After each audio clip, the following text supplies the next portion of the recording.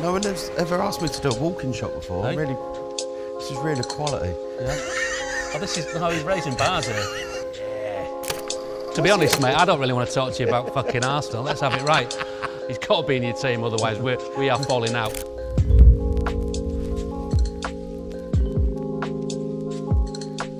Right, ready? Yeah. I'm going to go on your cue. Okay.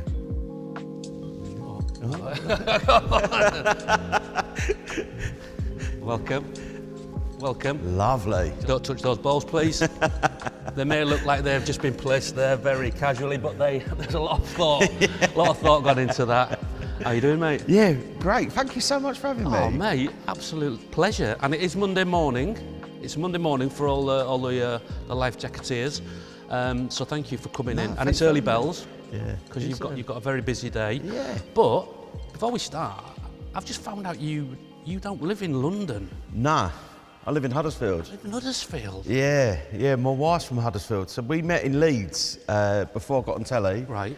So I went up to uni in Liverpool, moved over to Leeds, and I've lived up north now longer than what I've lived down south. When we had our eldest, Lindsay was like, she wanted to basically, be closer to her mum and dad, understandably. And so we lived in Leeds together, and then we moved up to Huddersfield about 8 years ago. I've got little northern children.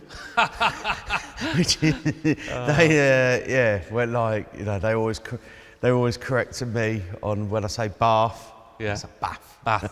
Car on road. I've got Waze, and when I'm doing it, I've gone into Northern.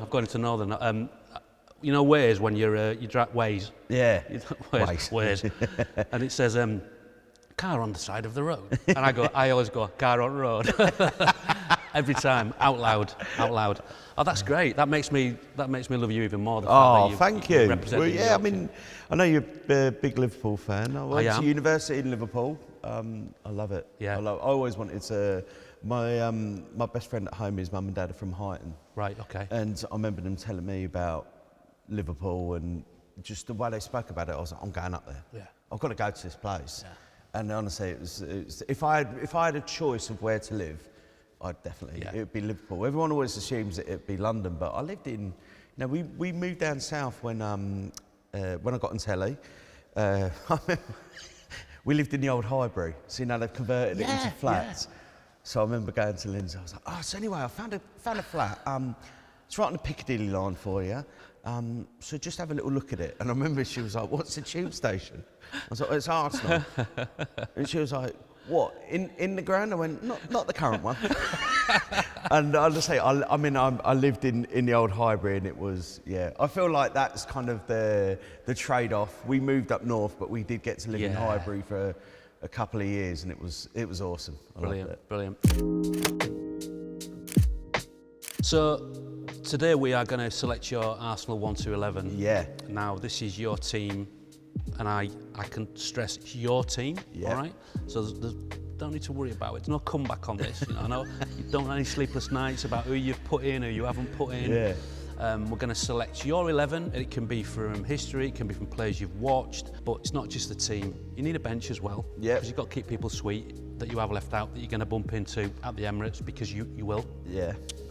Kit. When you think about the kit, probably think about the away kit as well, because away kits are important as well. Ooh. We need to think about the sponsor on the front. We need to think, are you going to manage this team, or are you going to be the director of football? And if so, who is your manager going to be? Or are you going to be the number 2? And if you are going to be the number 2 or the manager, are you going to be suited and booted, or are you going to be a tracksuit manager?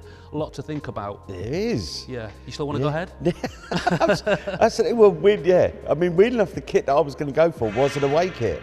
So yeah. Yeah. All right. Okay. Okay. But I'm glad you've given me the option of doing home and away. Yeah. So it's a bit of someone just juggling poles. Yeah. Yeah. I was like. We're going to select you 1-11. We're going to have a chat about you and your career and your life. Have you? I don't know any of your team. You've kept it from me because I like that, because I want the natural reactions. Has it been difficult? Yeah, a couple of positions actually. Only two positions were difficult. The rest, I literally was straight in my head. I love that. That. Which makes me feel like you would be a good manager when your career finishes. Okay, so should we just get straight into it? Yeah. Let's start with your GK or I your mean, goalkeeper. it won't come as any surprise really to any Arsenal fans, but David Seaman is my goalkeeper. I idolised him growing up, and even now, you know, I've been lucky enough to do Soccer Aid a few times, and I've worked with David. There was the first time I did Soccer Aid, there was a thing where David Harewood, our goalkeeper, got injured. And they would basically, it was a big debate. Harry Redknapp, the manager, was like having a debate with them, like, who can we bring on? They're like, well, you've got to bring on a celebrity. Right. You can't put David James back on. It's got to be a celeb. So I turned around to Dave and I was like, here, Dave, give me your gloves. So I went and put his gloves on. Obviously, I mean, he's got big hands anyway, but compared to mine, it was outrageous. So I turned around to Harry and went, don't worry, Harry, I've got this. I went to go on, and Harry was not. He was so stressed out. He went, stop effing around now. and sat on the bench. But even, I think, David Seaman, I remember, I told him this, when I was in Great Ormond Street, I'd had an operation on my knee in about 2000, and back then, Arsenal used to go, they used to stay at, they used to go to the Holiday Inn before the games. And I remember the physio saying, look, you work hard today. She's like, I'll wheel you down there. I'll take you down there. You can meet all the players before they get on the bus to go to the game. I sat excited, like, David, like, I remember him coming straight up to me, and it was just, he was like, he's an icon, I think. I love him. So, yeah, David Seaman is 100% my goalkeeper. What phase was he at then, in terms of the hair and the tash, when you met him the first time? Ponytail. He was ponytailed up. And I think I've seen him. I think he should go back with it. I still think he could pull it off. Has he got the tash still? Nah, he's got rid, hasn't he? See, I think he should rock the ponytail and the tash. Ponytail and tash forever. Ponytail and tash all the way. Do you remember like that? We got to Winners' Cup final, and everyone always remembers the Naeem goal. Yeah. But those penalty shootouts, those saves he made, it was just, honestly, it was, that was like when I was really getting into football, and it was actually when I was like, properly, I remember the Naeem goal, just being bereft. Yeah. But I was sitting with my dad watching it, and I was absolutely bereft. But I always look back, that era, that mid-90s team, even though Arsenal, you know, they won a little bit, but that was like peak for me. Yeah. Were there any other keepers knocking on the door? Do you know what? So, I'm going to be honest with you. So, I went to the Arsenal-Chelsea game yesterday, and I'm going to be honest with you. I ran through my team with a couple of geezers in the pub just to get, like, you know, little test, test the waters of it, see what they all thought. And someone said Layman. And I was like, really? He got shouted down quite quick for that one. I mean, I like Jens, but I mean, there's no way. I mean, Raya at the moment. Some of the saves he made yesterday. Well, this is what I was going to say to you, because if we were doing this in a year's time, maybe, then because he kept you in that game yesterday. He absolutely did, and he's kept us in a lot of games. And it's so weird. Like, you know, this is where football fans, I think, sometimes. You know, I mean, I loved Aaron Ramsdale. Absolutely loved him. I was lucky enough, I've met him a couple of times. Really top bloke. So when we got David in, I think a lot of fans are like, what was, you know, it's just another goalkeeper of similar level. And actually, I just think you couldn't imagine that team without David Raya now. No. And so, I think it's a weird one, isn't it? Because obviously, I hope we win something this season. Ideally, you know, a couple.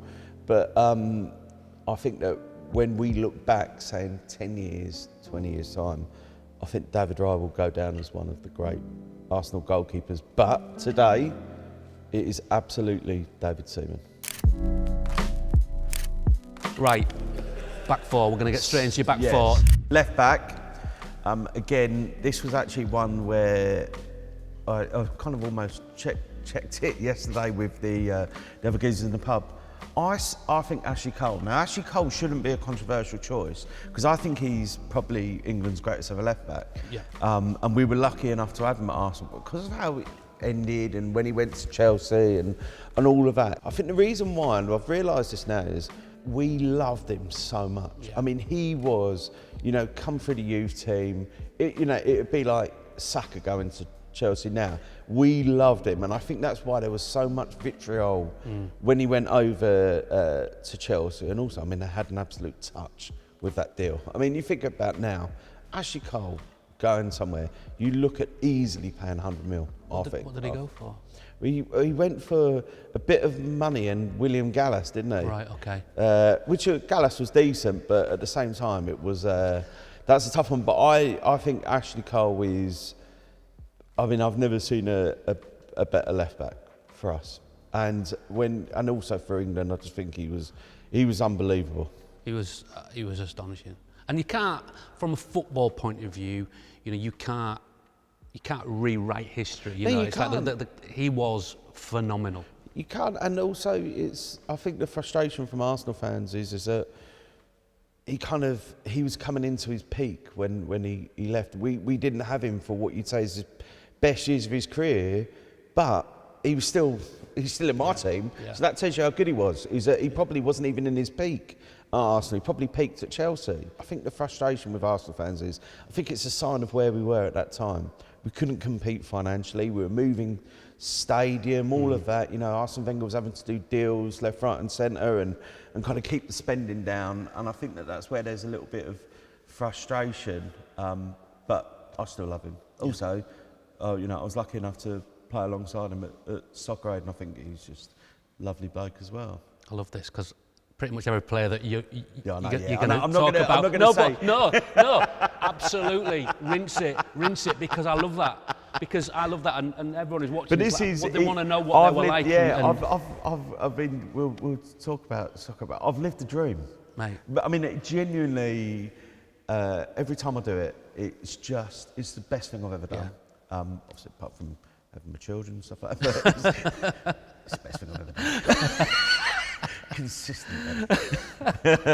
But it's just I've been so lucky with the people that I've got to play with. And we're gonna have a proper deep dive into Soccer Aid in a bit. So, do you want the right back? I would love your right back. So the right back, this is the one I had the most debate over. Okay. Genuinely, I had the most debate over, and I changed in the car on the way. Can you give me your options first? So these are my three options: were Lee Dixon, Lauren, and Urian Timber. And now Urian Timber's the one where you straight away you're like, oh, no, okay, no. And I think Urian Timber, given the fact that, he done his cruciate the first month he was with us, I think he has been unreal for Arsenal. And I think this season he's geezer's knackered. Watch, honestly. At the moment, I feel for him because that bloke plays so much football. Yeah. And I went to Wolves the other week and I was like screaming. I was like, he's knackered. Get him off. And it wasn't like as in he was playing rubbish, but the geezer was knackered. Yeah. About an hour gone, he looked like he played full extra time in the week as well. And so I love Urian Timber, but I'll go with Lauren. Okay. As the right back, purely because I love Lee Dixon as well, but purely because I think that Lauren, from when we bought him, I think he was a central midfielder, and putting him to right back was one of, I think, Wenger's great moves for us because he was so strong, and also could take a penalty, like Lee Dixon, but he could take a penalty. And he scored some big goals. I remember one against Spurs, a penalty he scored. So yeah, Lauren is the one. But that's the one where I'd say, of all of my 11, that's the one where I think probably people are going, you could have had Lee Dixon, you could have had Urian Timber. But Lauren's my right back. The centre-halves, first centre-half, it's not going to come as any surprise to anyone that I'm going to go with Tony Adams. Just the greatest centre-half we've ever had, a club icon, There's a reason why there's a statue of him. And again, lovely bloke. Yeah. Lucky enough to meet him a couple of times. So yeah, I got him. I met him. I did fantasy football when they rebooted it for Sky, and I did that with him. And I tried to recreate the, you know, his celebration against Everton. Yeah. But obviously, sometimes I've always said this in my head. I kind of even like now, sometimes I forget that I look a bit different. So I've tried to do this, and it doesn't quite have the gravitas with my length of arms, especially compared to him. So we recreated it. Brilliant. And so yeah, that obviously Tony Adams just unreal. That goal against Everton, one of the great moments. That was like the first. You know, I really got into football when I was about 10. So it was like 93, 94, 9 or 10. And at that time, obviously, we'd won the league a couple of times in my lifetime, 89 and 91. But like 97, 98 was like my first league title as a fan. And I just think that goal against Everton, I just think it was iconic. It's that moment, and, and you can see him. He's just like he's kind of like drinking it in, isn't he? It's like it's just really what we letting all it all felt. sink That's in. what. Yeah, you're right. He is drinking it in, and you know, I remember the Martin Tyler commentary. That just about sums it all up. Steve Bold as well, by the way, is the one who plays the long ball. Yeah. And it's his left foot. Right, Tony Adams. It's Tony Adams' left foot on the half volley. Yeah. It's outrageous. So yeah, Tony Adams, and then my other centre half. I was kind of going backwards and forwards on this, but I'm going to go with Sol Campbell. Okay. Just to piss the Spurs fans off. off. A few reasons. I think obviously the fact that we got him from Spurs makes it a little bit sweeter. Actually, it was like, I remember being on holiday in Spain. It was back in, obviously before internet on your phones, and finding out that we bought him by getting a newspaper like 2 days later. And so, yeah, it was, I mean, Sol Campbell's outrageous. His goal in the Champions League final 2006 is still, I was, back then I was a football journalist. So I was working at Liverpool Echo as on the junior sport. It's basically it was a thing that a pull-out they do every Tuesday, and I was working on there 1 day a week. And Liverpool had won the Champions League the season before, so they got offered like a press pass. I remember the sport editor John coming out and going, "Lads, we've been offered UEFA have offered us a pass for the Champions League final. I don't suppose anybody, any of you boys want to go?" And obviously they were, you know, Liverpool and Everton fans, so I'm like, no. And then I remember a guy called Dominic King, who now I think works for the Daily Mail. Okay. I think he's a Liverpool writer for the Daily Mail. He went, "Alex, you're an Arsenal fan, aren't you?" And I was like, yeah, I am. And he was like, "John, Alex will go." And where were you in the press box? So they told me I'd be in what's called the overspill with all the magazine journalists. That's nice, isn't it? I was in the full. I was the only one without a laptop in this press Tribune, in Paris. And when Campbell scored, I just jumped up and done my nut. I remember there was a guy from Daily Express. I won't name him for the sake of it, but he was a helmet. The guy from Daily Express told me to sit down. And I remember him saying, like, sit down and be a professional or something like that. But I'd bear in mind, I'd ripped my jacket off, I had an Arsenal shirt on. And I thought I was going to get chucked out at that point. He actually apologised to me after the game when I was in floods of tears. Right. I was devastated. When Barcelona come back and won that, I was devastated. He was like, "Oh, sorry, just sometimes, you know, you forget what it's like for the fans and stuff like that." And he was sound, but yeah, Liverpool Echo actually, they got a call from UEFA on email the week after saying who's the guy that you sent, and I was I think I was blacklisted by UEFA for a while, so much so that last year I did a feature for TNT Sport at the semi-final against PSG, and part of it, they took me, you know, I went to Arteta's press conference before the home leg, and they generally went, "By the way, guys, you probably need to check with UEFA because I think I was blacklisted about 20 years ago." Oh my God.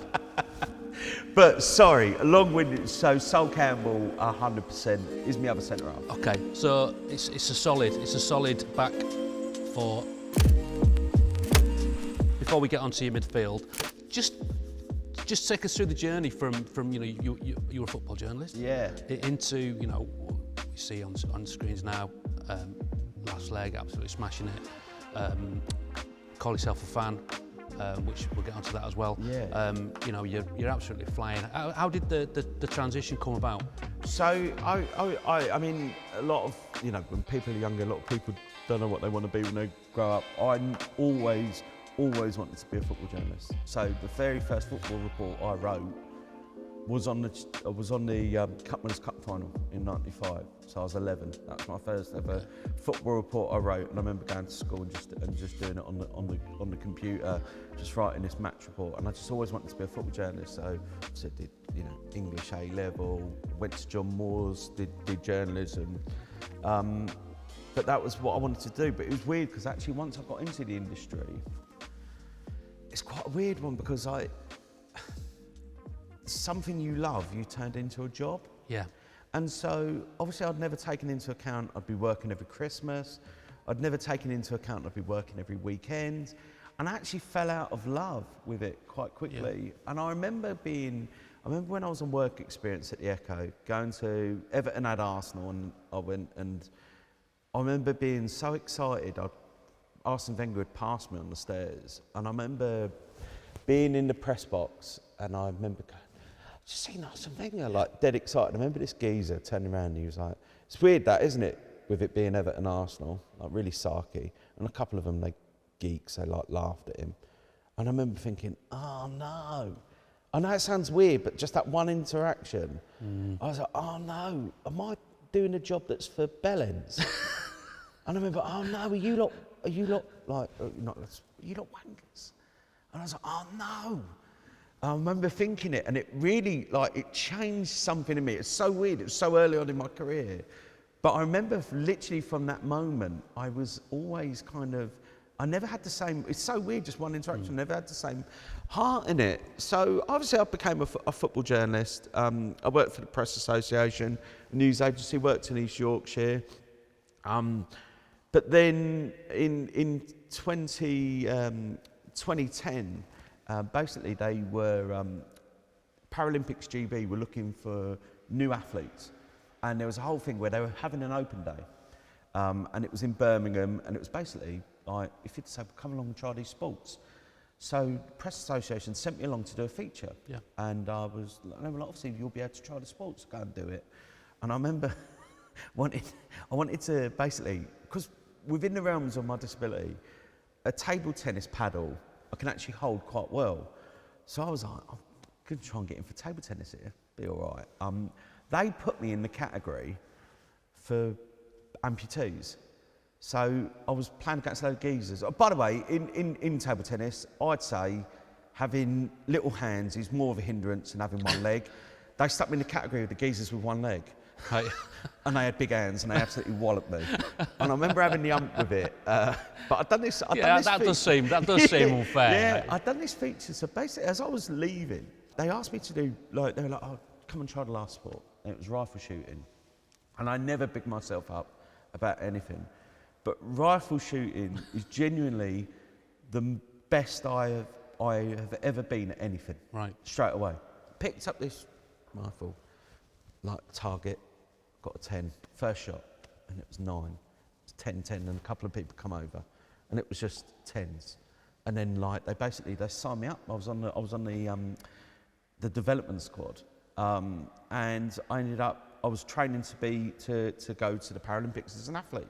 And actually, Press Association, they let me go. They were letting me train every other week for 3 days, and they were fully paid. They were like, we want you, this is great, it's great for us. But I left, I quit. And it was the first time, not wanting to get too serious in the chat, but it's the first time I've ever been around other disabled people. And I've always seen myself as no different to all my pals, all my mates at school, the ones I go to football with. But all of a sudden, it was all about that one thing, about the fact that you're disabled, you're different. And I couldn't cope with it. I quit. I walked out. I said one day, I drove back up to Leeds, and I was done with it. Yeah. I was like, that's it. I had a little bit of therapy, 8 weeks or so, but I was done with it. And then that later on that summer, this is in about the April of 2010, then that August, I see an advert. I was looking for other jobs, Channel 4. We're looking for, basically they're looking for people to be reporters and presenters for the Paralympics. And no word of a lie, genuinely, the advert was us like, you know, it's like, are you disabled? I was like, yeah. Do you have a background in journalism? And I was like, got that one. And then the third one was, do you have a knowledge of Paralympic sport? I was like, well, I've just been on this shooting team. I've quit, but they don't need to know that. I was like, I've got all three of these. Yeah. And I was like, there must be, what, 4 of us? Because I'd never met any other like disabled football journalists. I was like, what, there'd be about 4 of us. And you had to upload a video, what you do with 3 minutes of Channel 4 airtime. And I'd never thought about being in television or broadcast. In fact, actually, in my journalism degree, the broadcast modules, I scored very low. I remember my assessment coming back for TV journalism, and the lady said that the lecturer said that I was my accent was too common. She was a Scouse as well. She said it was too common, and I remember it. And so I'd never thought about being in broadcast, but I thought I've got half a chance here. So I uploaded this video, but this is like sliding doors, and sorry to go around the houses, but generally I still look back at this moment and it's mad. So it was what you do with 3 minutes of Channel 4 airtime. So I left it to the last day to upload your application, your YouTube video. And my mate, Russ, had a little production company in Leeds. He'd do videos for like schools, prospectuses and stuff like that. He had a little production company. And I was going to go and film it at his little studio. And I remember I rang him that morning and I said, hey, Matt, am I still good to come and do that video today? He was like, mate, I'm so busy, I'm so sorry. I was like, I just don't think I'm going to have time. And I went, don't worry about it, I wouldn't have got in anyway. So I left it, went into Leeds, went shopping, and he rang me and he was like, I've just seen that little script you wrote. He was like, if you could do it in 10 minutes, I'll come on. He went, I'll cut it together for you. Brilliant. And I was like, nah, don't worry about it. I went, I'm going home now anyway. And he was like, nah, come on, come in. And genuinely, if he'd never have called me, I never would have applied for Channel 4 to be a reporter at the Paralympics, never would have done last leg. And I know people talk about sliding doors moments, but very much for me, Fenners, honestly, it's a single probably defining moment in my life, in my career. If Russ had never called me back, I never would have applied. And obviously things have gone from there. And even when I went to Channel 4 at the Paralympics, I remember I was there to be a reporter.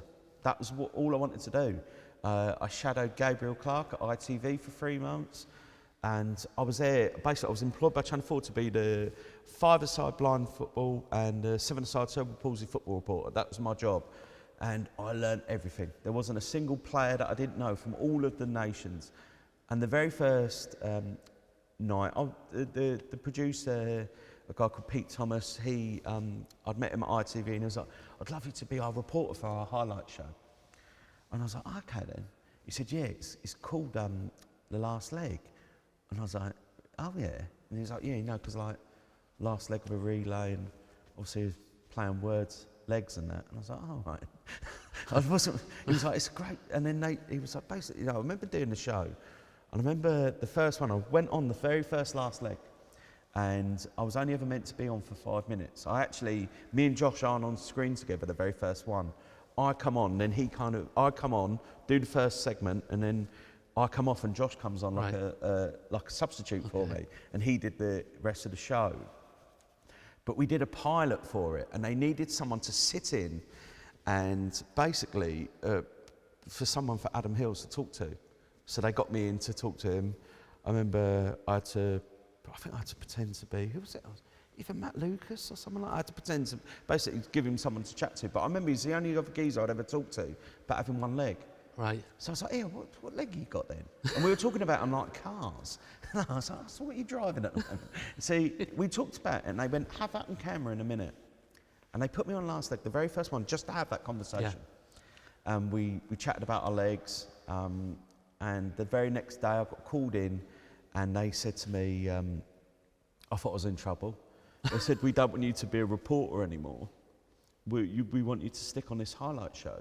And I was like, but I'm a reporter, I'm not a comedian, I'm not people at home would be like, you bloody not. But I'm not a comedian or anything like that. And I actually thought I'd done something wrong.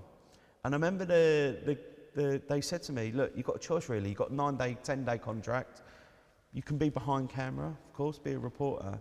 But if you're in front of it, you've got a better chance of having a longer career. And again, sliding doors moments. And obviously we're here, 14 years later, 300 and something episodes in, and it's never looked back really. I'm so lucky, I'm fortunate. I've had to work hard to stay in it, learn a new skill, learn a new career. But I'm really lucky. It's something where, I've lived my dreams. Yeah. I'll be honest with you. Like, I've done things that I never imagined I'd be able to do. I've met people I never imagined that I'd meet. I've been very, very lucky. Really, really lucky. Yeah, but you need that initial bit of luck. Like, we all need that bit of luck to get that, to get that initial opportunity. But then you've got to step up and you've got to be able to do it, and you've absolutely smashed it, mate. I think there's a bit. Sometimes it's obviously I was put on television.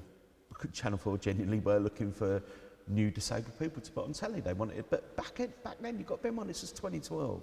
I grew up, there weren't any of us on telly. No. And actually, I look back and it's sad really when I think back to when I was a teenager growing up. But I'll be honest with you, the reason why I was so kind of lapsed about applying for Channel 4 was because I thought there's a reason why you don't see us on telly. Maybe people don't want to see us. And I had that in my head. And so obviously when I went on camera, and when the Paralympic, I remember the Channel 4 advert, thanks for the warm-up for the Olympic, there was a Meet the Superhumans ad. And I remember just going, wow, this is something. And obviously people they took to the show, they took to the last leg. They took to myself, Hills and Josh, and I've been very fortunate, but I do look at it, and obviously now there's a lot more of us on camera, which just rightly so. But back then, like I say, I never really saw any. Oh mate, you've changed the game massively, and absolutely fair play to you, mate. Smashed it. Right, we need to get onto your team, pal. Here. We need to get onto your team. No. Do you know what? Do you know what? I'm here for it. I'm here for it, mate. I'm here for it. People are going. I can do without it. To be honest, mate, I don't really want to talk to you about fucking Arsenal. Let's have it right. But we better get onto your midfield. Yeah. Well, so I'm going to go. Oh yeah. So what's your formation? So I've not discussed formation. So I was 4-3-3 until the cab over here today, and I've changed last minute to 4-4-2. Management, mate. I've changed to 4-4-2 for this reason. So left midfield, I'm going to go for Robert Pires. Yeah.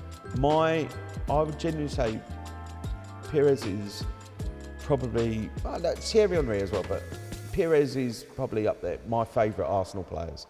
I loved him. When I went to uni, I had a door, like on my door in my halls, I had a door length photo of Robert Pires, and I remember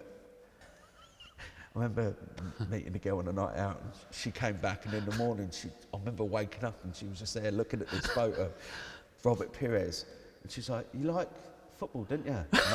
And my bedroom was still like a 13-year-old boy. She didn't want to see me again. It is what it is. Yeah. He's a beautiful man. It's like if you're going to have somebody on your wall. I remember waking up. I remember feeling so proud of myself. But looking at Bobby, looking at me, as if to go, "Well done, mate." But yeah, so Pires is my left midfielder. And I was again another one, not a soccer, but I was co-host for a show called Game for Ukraine. They did. I was co-host with Jack Whitehall for Sky for that, and Pires played, and I got to meet him afterwards, and I was beside myself. There's a photo of me and him, and I'm just grinning so much. Yeah. So Bobby Pires is my left midfielder. Now my right midfielder, Freddie Ljungberg. Okay. So a lot, because Arsenal lost that Champions League final in 2006. This kind of goes a little bit unnoticed, but Freddie Ljungberg, the shift he put in that final. You talk about players in big games. I think it's up there with the best I've ever seen. And everyone will go, what is he on about? If you take a chance, watch it back. The geezer ran himself into the ground. I've never seen I don't think I've ever seen anyone run like that. We were down to 10 men for most of it. He was up and down, and he was also unreal in that final. And this was the one Freddie Ljungberg, because I was going to go 4-3-3, and Ljungberg was going to be left out. And actually, I've gone, no, I think Freddie Ljungberg. And then I was thinking, actually, would I put Bukayo Saka in there? Because at the moment, he's my favourite current Arsenal player. I love him. I love him. I love him. As a non-Arsenal fan, he's one of my favourite players. On one of phrase you won't have heard this before. You won't have heard it before. On one of my legs, my prosthetic legs, I had a Bukayo when he was on the unicorn. Do you remember on the unicorn? I had that put on it. They put it on as a mould onto my prosthetic. Like getting a tattoo, I suppose. Yeah, it's like a tattoo with none of the pain, apart from losing a foot in the first place.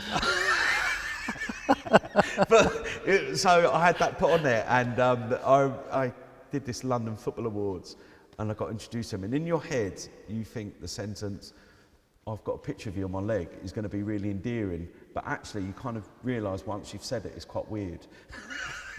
So there's a picture of me with Bukayo Saka, me pointing to this picture of him on my leg. But Bukayo nearly went in there. But Freddie Ljungberg is there. Okay. Then my central midfielders. Again, this won't come as any surprise when I'm Patrick Vieira. He changed so much for us. Yeah. He was unreal, and I loved him at the start. I loved Wild Vieira. I loved him when he used to get sent off a little bit more. Obviously, he curbed that later on in his Arsenal career as he matured as a player. But for what we got him from AC Milan, and I think they paid, what was it, like a couple of mil for him. And for what he became, I remember he played against Sheffield Wednesday at Highbury, and I remember I don't think I've ever been as excited about a player as what I was about Patrick Vieira. He was ridiculous. He had everything, and there's a lot is made of that. When him and Keane went at it in the tunnel, people always forget Vieira actually scores about 11 minutes into that game. Everyone's like, "Oh yeah, Keane had him." He didn't. No. Vieira scores. Yeah. Vieira puts us 1-0 up, and I remember I was at uni at the time. There was a United fan who was there. And I remember just giving it the large and to him. Obviously, United went on a 1-4-2. I think John O'Shea scored a chip, and I looked like a bit of a knob. But he was. We had Almunia in goal. He was terrible. I mean, Almunia wouldn't. I've got stronger wrists. Vieira is in there. And again, he's another one. I should bet. I remember being in that wheelchair, and he came straight over to me. And had a photo with me, and I was just so excited to meet him as a 15-year-old. And I think he's, I've not met him since. I'd love to though, because I think he's unreal. Yeah. And then my other midfielder. So this is another. I have gone over on this. Who my other central midfielder would be, and about 60 seconds ago, I changed it in my head. I love that. So it was going to be Declan Rice. That means it's not Declan Rice. It's not Declan Rice. It was going to be Declan Rice. So it was between. So it's going to be. Originally, it was going to be Gilberto, right, who I think was completely underrated. And actually, when he got injured, and when he didn't play, we missed him. And I think it took us a long time to find anyone who could remotely do the job that he did. I think he was unbelievable.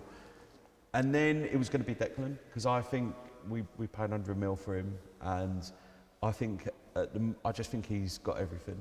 Even yesterday, watching him, it was so he sprinted back and made a change and stuck it out for a corner, trying to pass it back to Ryan.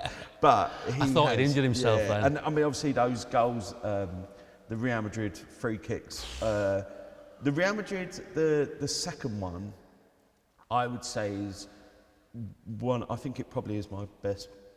It's the most I've lost my nuts at football. Yeah. It was unreal. And I was going to put him in for that alone.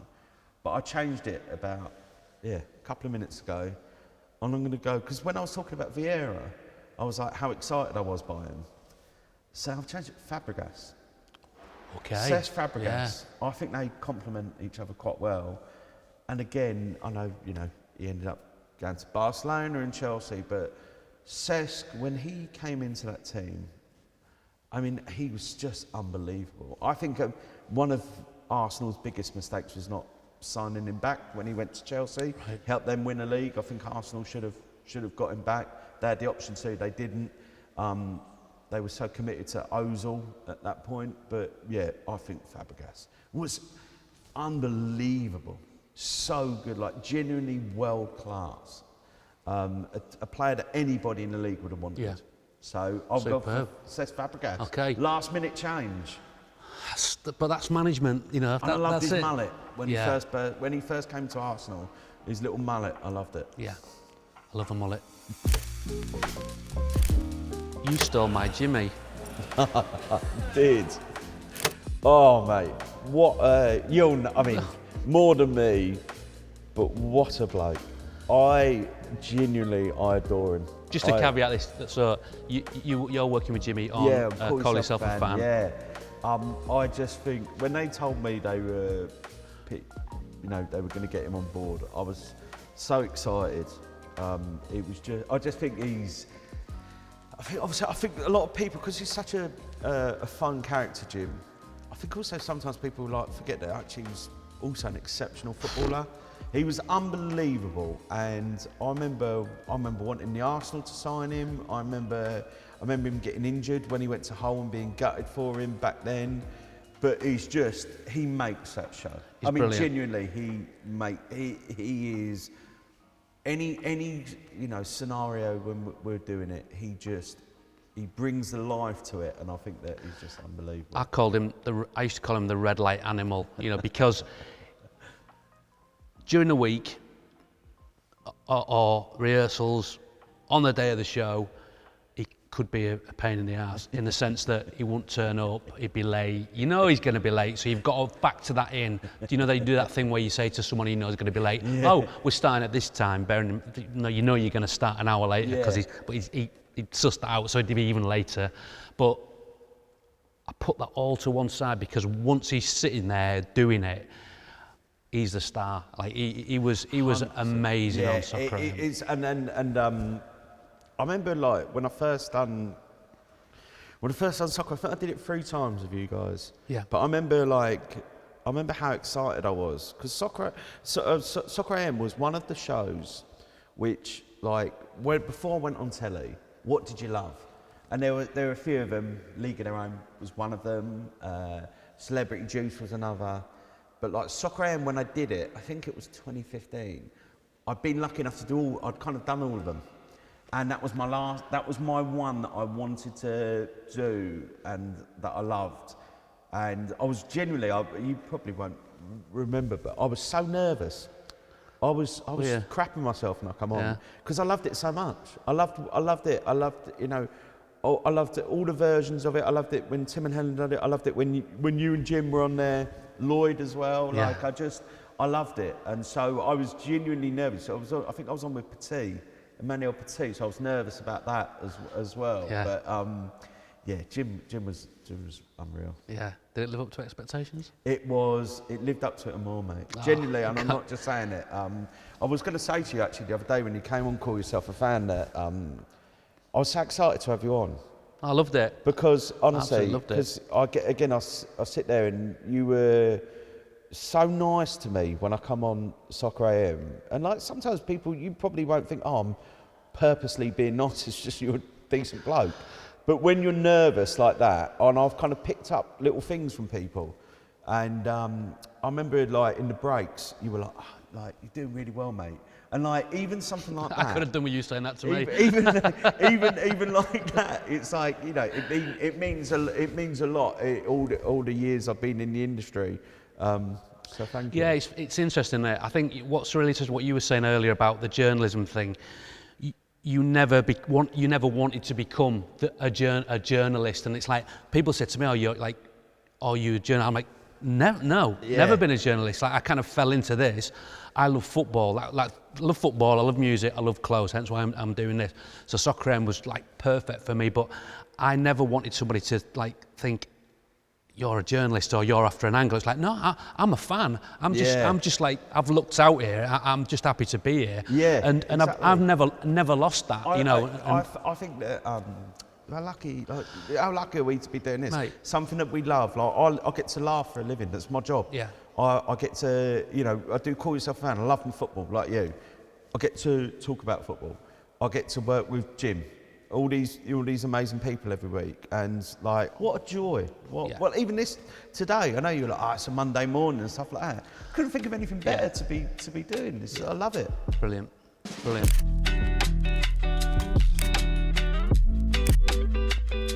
Before we get on to your last two players, let's have a chat about the kit. What kit we're wearing here? So we're enough, they're not home kits. So my kit that we're wearing, I loved the Bruised Banana 91. Love that kit, but it's the 93 away shirt, the yellow one, and it had the stripes on. Yeah. That is. Like, I think I love that kit. I remember drawing it when I was at school. Love that. And like, I remember, so that's my kit. And I know obviously people go, oh, you're not going for a home shirt. I mean, the red and white ones, they're much of a muchness, really, the home shirts. The 93 away shirt. All right. And who's the player who comes to mind? Ian Wright. Okay. Every single time. All right. Goal against Swindon away. Yeah. We're probably going to get onto him in a minute, aren't we? Yeah. I hope so. He's got to be in your team, otherwise we are falling out. Anyway, what about sponsor?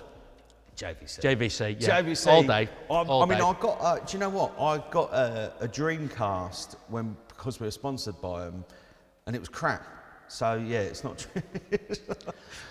There's one game in it I loved, which was Crazy Taxi.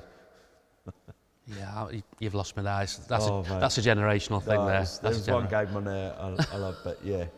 Was it Crazy Taxi? Basically you're a taxi. You're thinking of something. No, that's a different channel altogether. Don't know what you're talking about.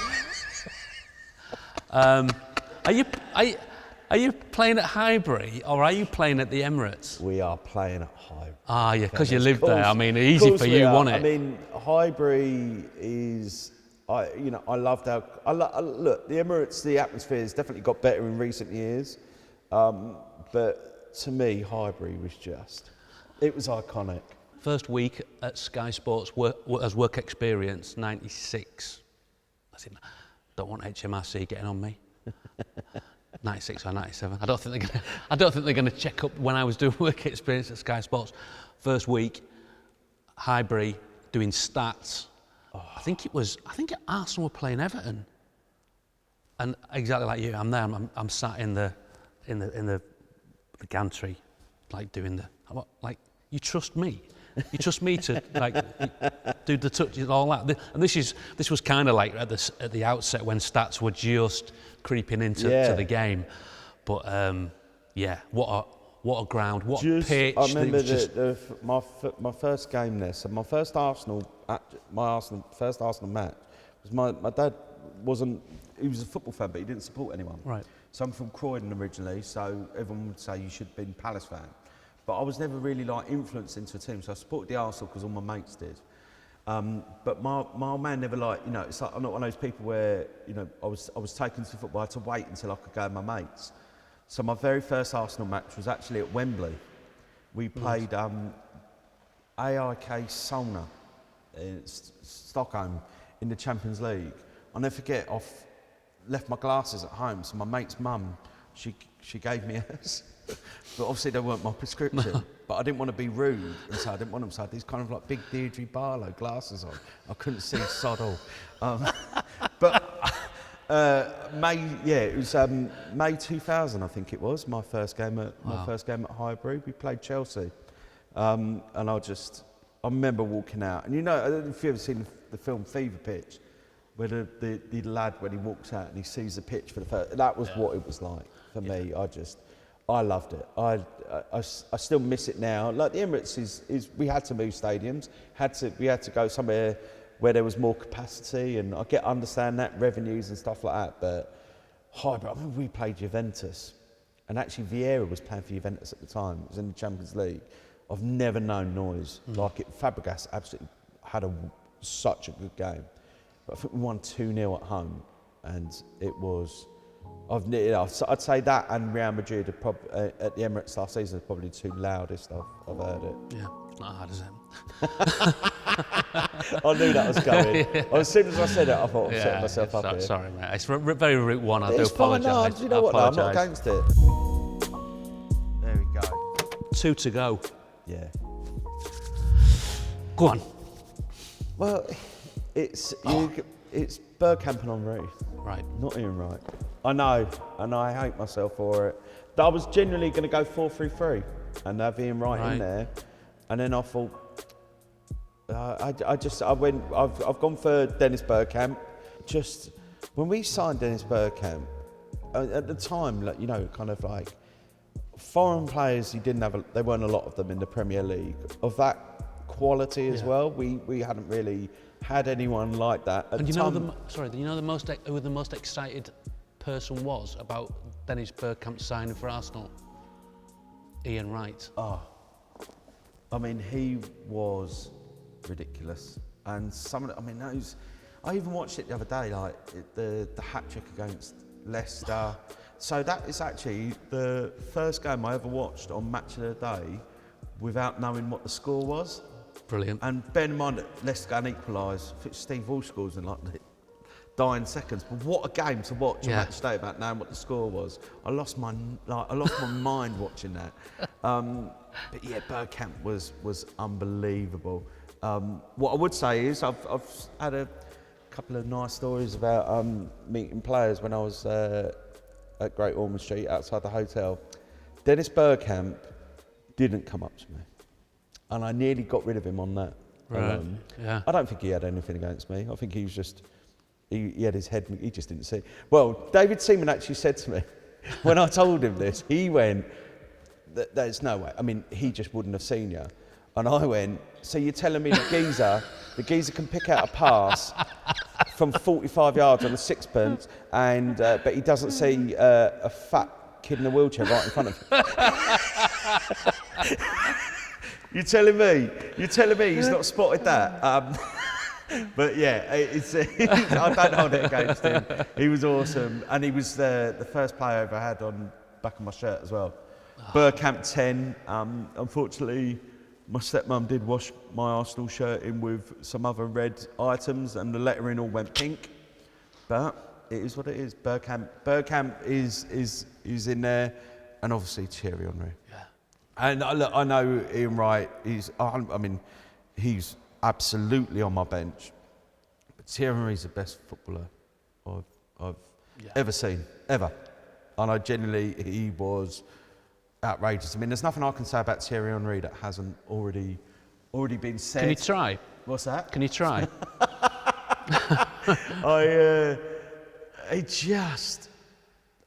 Actually, I think I can, because I think what this Arsenal side now is lacking is someone who can grab a game and change it on their own. And if Arsenal don't win anything this season, I think that will be why. I think, but Declan Rice maybe, Bukayo Saka in moments, but Henry would get hold of a game. I remember we'd been knocked out the Champions League to Chelsea in 2004, that game against Liverpool, and we went behind a couple of times. And it was Henry just went, "I'm not having this." No. He just went, this isn't out. We've not gone all this season for us to completely blow everything at this point. And he just got hold of it. And that goal he scored when he dribbles around everyone. But even before that, he just went, "Sod it, I'll do it then." And he grabbed hold of it, he dragged the fans with him, he dragged the team with him, and that is why he's in.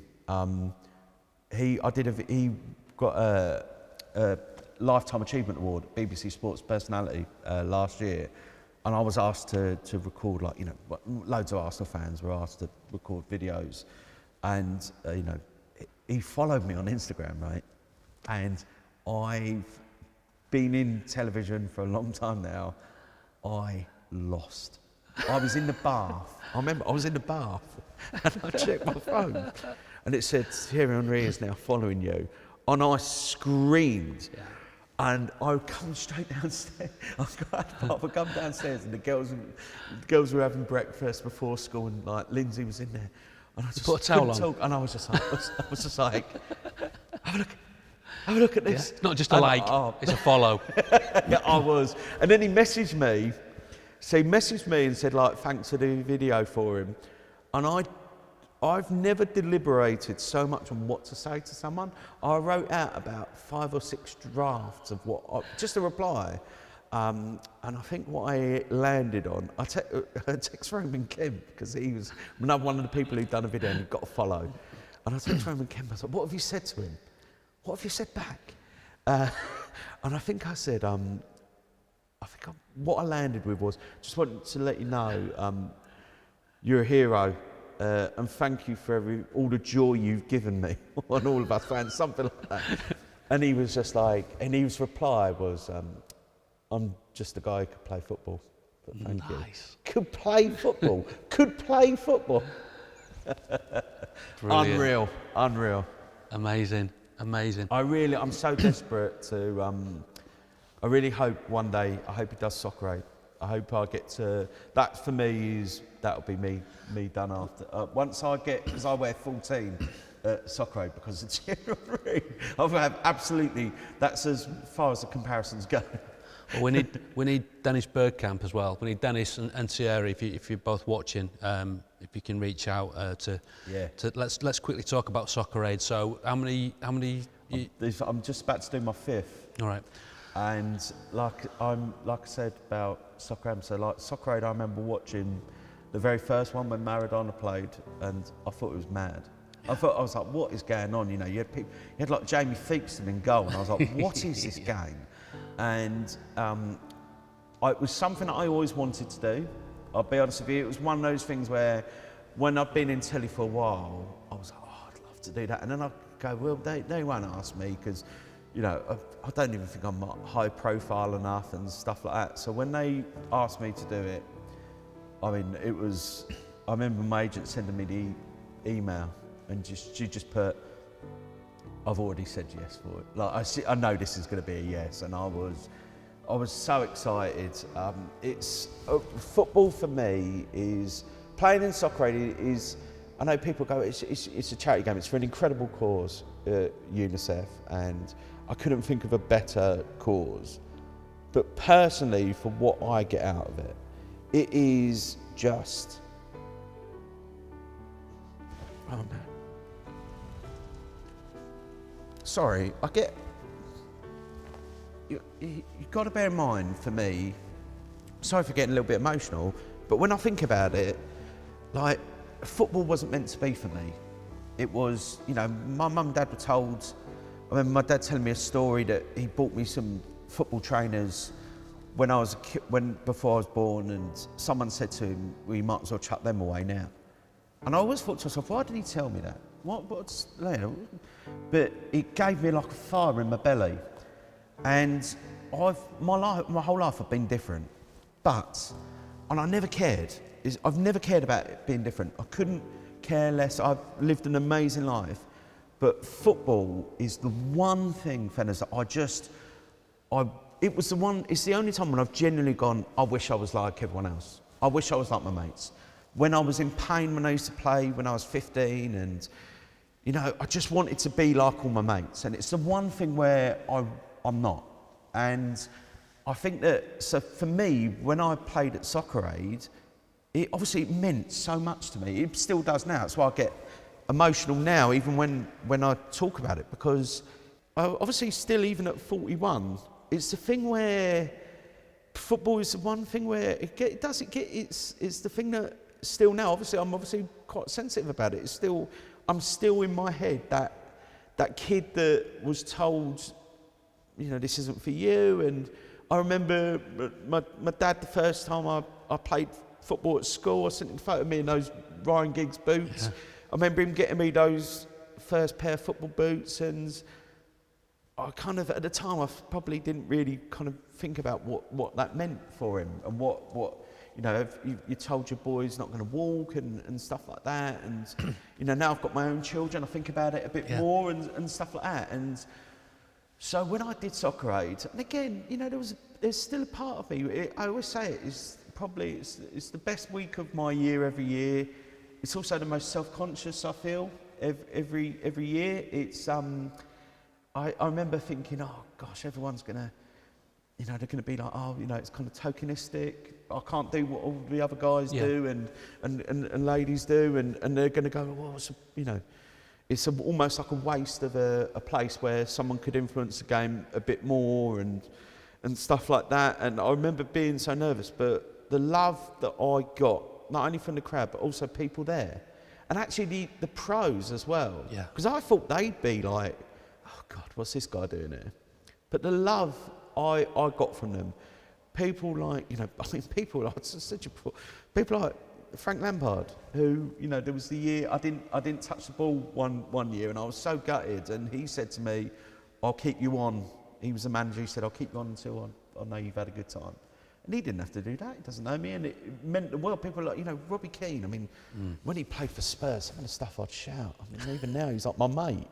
But I like the way that they are with me, and the love that I've had from all the pros. It's just, and like obviously there's celebrities that play as well. But obviously it means you're still part of you. There's nothing like meeting footballers. You know, mate. There's nothing like meeting footballers. And, you know, even like, you know, we had Wayne Rooney played with us last year, he's going to play with us again, and it's just, you go, what am I doing here? I'm now in a training game. Yeah. Like the first year I played, they stuck me out on the right, and I had Roberto Carlos in front of me.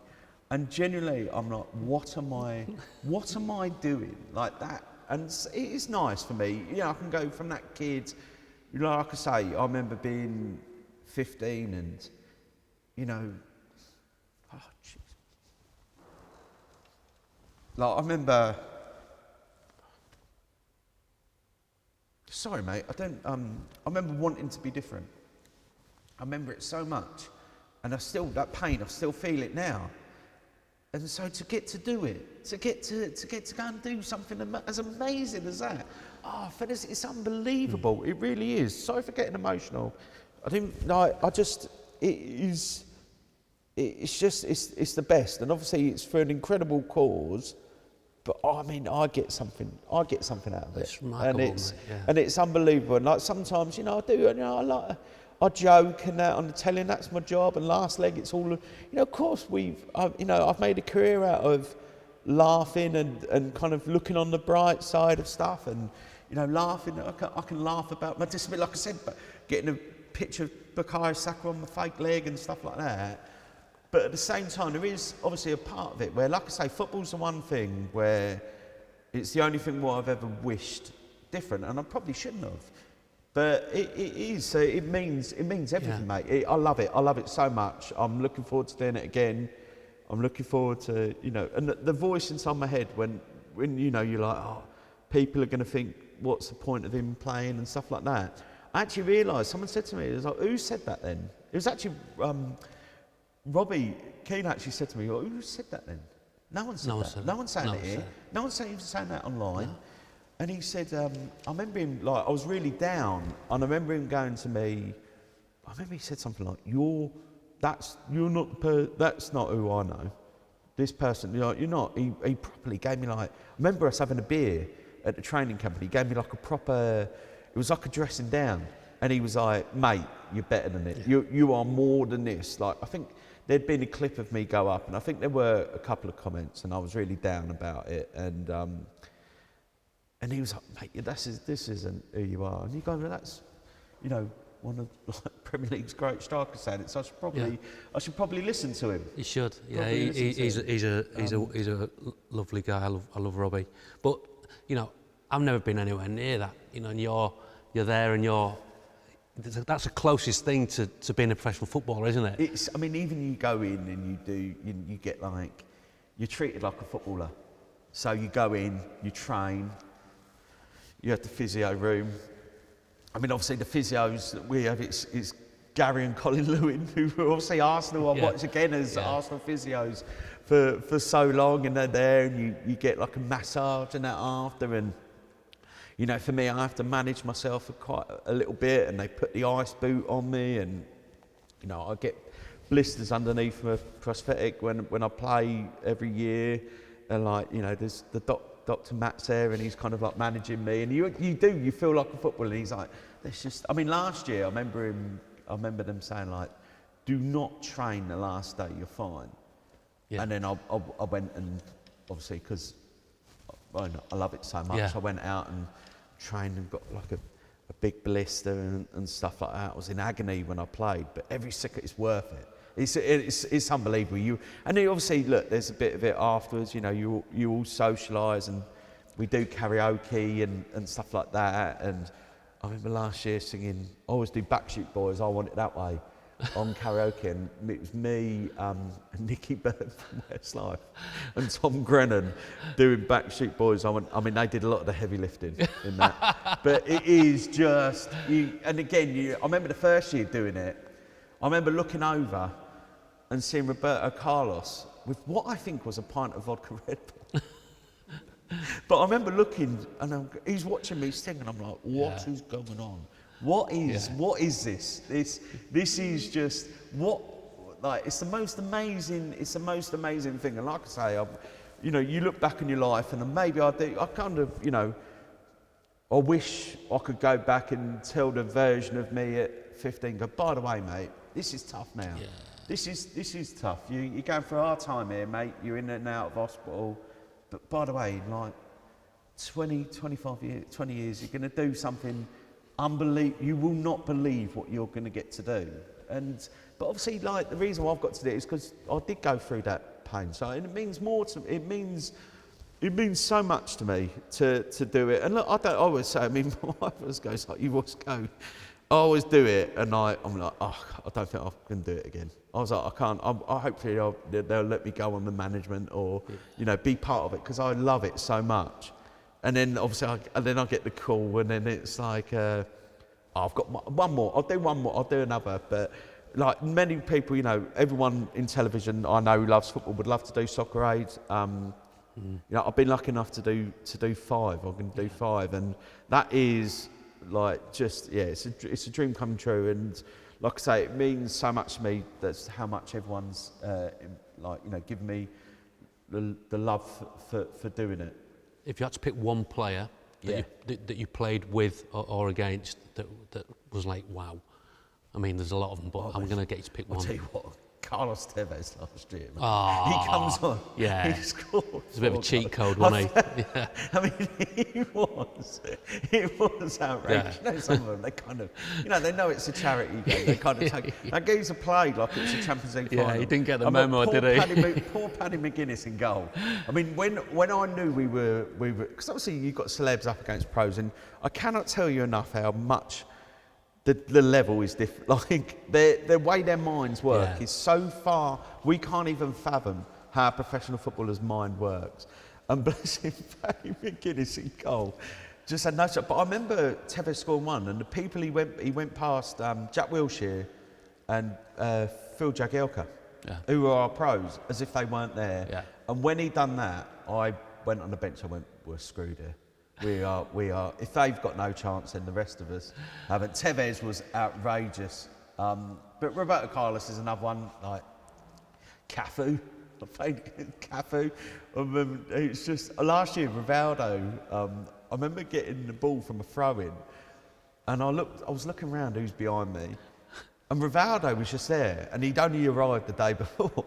And I literally stopped and went, "You all right, mate? I'm Alex. We're in the middle of a football pitch." And he's like, "You all right?" And I was like, yeah. He's like, "Hi." I was like, yeah.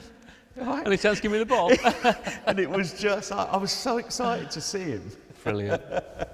But like, you know, it's it's just like Leonardo Bonucci's another one who he done it last year for the first time. What a bloke, by the way. What a bloke he is. I can imagine on the social he's he's good fun. And what about boots? What boots will you be sporting this time round? So I think last year I went with the Predators. Right. I love the old school Preds. I love them. Obviously the boots that I still hold dear, my Reebok Ryan Giggs boots from the first time I played football. They would. God, I wish I still had them. I mean, my feet haven't grown really much. Well, one of them can't. But I'm still the same size foot as what I was then. But my foot hasn't grown since then. I wish I still had them boots. What were they, Reebok? They were like Reebok, the sidewinders. I think they were called. Right. If anyone's got a pair of those, oh mate, because we can find them. We can find boots that's a boot. And my Puma Kings, I still hold dear. So I mean, I love the Predators though. We're lucky Adidas sponsor Soccer Aid, so we're lucky you go to the boots and they're like, it always makes you laugh. The guys with the Adidas guys have got the boots and like, how's it feel? How's it feel on your feet? It's only one, mate. Don't worry about it. It's like the right one's neither here nor there. You can stick a welly on it. It's neither. Oh, mate, it's been brilliant. Oh, mate, thank you so much. I've loved it. A little bit emotional mate, thinking about it. Do you know what? That's what we're here for. I haven't talked about it. Like that before. I've never really. It's kind of it's nice to chat about it. And thank you so much for having me, mate. I love it. Loved it. And I'm sorry to any Arsenal fans. Obviously, Ian Wright wasn't in my team. He's 100%. He is my bench. It's just Ian Wright is my bench. Before we finish, are you going to do it this year? Sorry. I think maybe. I think maybe it's the most nondescript answer. I feel like you were hoping I wasn't going to ask that. Yeah, I'm so negative. I mean, I say it all the time. I've only ever twice in recent years I thought we were going to win the league. The first time was at Anfield. We went 2-0 up in 2023, and I went, we're going to win it here, and Liverpool come back 3-2, and then we completely went to pieces in the games after it. And actually, when Liverpool were beating City at Anfield the other week, I turned around to my wife and I went, so look, basically, I just need to let you know now, there's going to come a week, probably, maybe earliest late April, but probably in May, when I just want to, Arsenal going to win the league, I'm going to go into one. I'm just letting you know now, put that in the calendar. There's going to be a week where I just get drunk all week, celebrating. And about a second after I said that, City equalised, and obviously then they went on and won. And I genuinely took it. I actually think it's my fault. I think it's my fault for being an arrogant little jerk about it. So I'm keeping my foot on the ground on this one. But we've got the Champions League, mate. That draw. Yeah. I mean, that's as good as you could. I'd say you hope for to at least get to semis. That hopefully final, and that would be the one. Settle down, mate. Settle down. Come on, mate. Legend. Thank you so much. Thank you for having me, man. Lovely. Thank you so much. Cheers. Let's get a brew. Cheers. Thank you. Get on this one. Oh, mate. I was trying to do the little, and didn't do it. I thought you were the one with one leg.